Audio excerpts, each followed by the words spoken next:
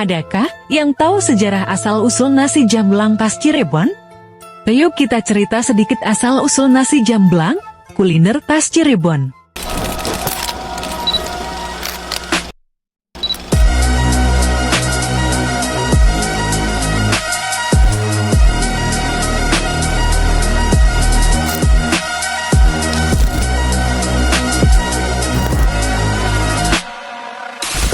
Asal-usul sejarah nasi jamblang.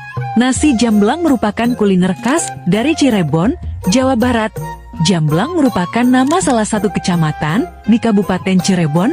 Awal mula sejarahnya, Belanda membangun 3 pabrik di kawasan Cirebon.